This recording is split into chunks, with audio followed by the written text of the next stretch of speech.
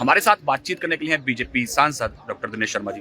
Sir, Congress ने एक AI video अपने हैंडल से ट्वीट किया है, उसमें सेना और प्रधानमंत्री को लेकर कहा गया है, जिस तरह से सेना और जो मुद्दा राहुल गांधी उठा रहे हैं उसी को मुद्दा बनाकर एक एआई वीडियो बनाया गया है। देखिए, फर्जी आंकड़ों के आधार पर चर्चा और गलत तथ्यों के आधार पर सोशल मीडिया का प्रचार, ये कांग्रेस का एक शगुफा बन गया है।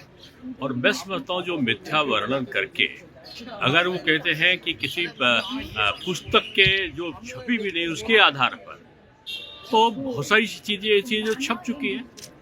अमेरिका में तो छपा भी था ना कि एक पूर्व प्रधानमंत्री के बेटे को ड्रग्स में और किस चीज में पकड़ने की खबर छपी थी। मैंने कहता हूँ सही थी, झूठ थी या सही थी, छपा था ना।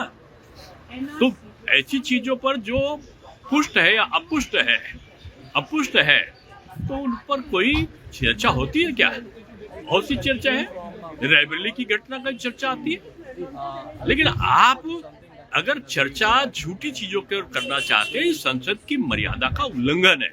और संसद की मर्यादा का उल्लंघन बीजेपी के रहते आप नहीं कर सकते। ये जनता के प्रति जवाबदेही पार्टी है। लेकिन सर, इसके साथ साथ अगर एसआईआर के मुद्दे की बात करें तो ममता बनर्जी आज खुद सुप्रीम कोर्ट पहुंची है और खुद जो है वो पैरवी कर रहे हैं। वो तो दर दर भटकेगी, क्योंकि उन्होंने जिस प्रकार से बंगाल का नुकसान किया है, वहां की जनता के साथ अन्याय किया है, उनको पता चल चुका है कि अब वो लौट कर आने वाली नहीं है।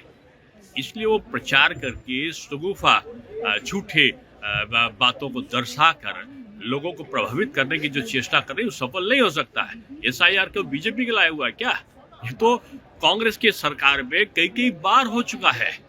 अगर आप चाहती हो कि बांग्लादेशी वोटों के आधार पर आप बंगाल का विधानसभा का चुनाव लड़ लो, तो अब नहीं चलने वाला आपका। जो भारत का, चाहे हिंदू है, चाहे मुसलमान है, चाहे कोई जात का है, जो मतदाता है वो वोट देगा ना। आप बांग्लादेशियों के आधार पर चुनाव क्यों लड़ना चाहती है? सर, इसके अलावा आखिरी सवाल ये है कि जो ब्रजभूषण राजपूत ने कुछ दिन पहले मंत्री स्वतंत्र देव सिंह को घेरा, उसके बाद में आज उनका बयान फिर से सामने आया, उनकी जरूरत पड़ी तो मुख्यमंत्री को भी घेरूंगा। देखिए, मैं ले जानता हूं, उनके पिताजी का मैंने वीडियो देखा है। उन्होंने अपने बेटे को सीख दी है और उनको उनके बारे में वो बोले हैं।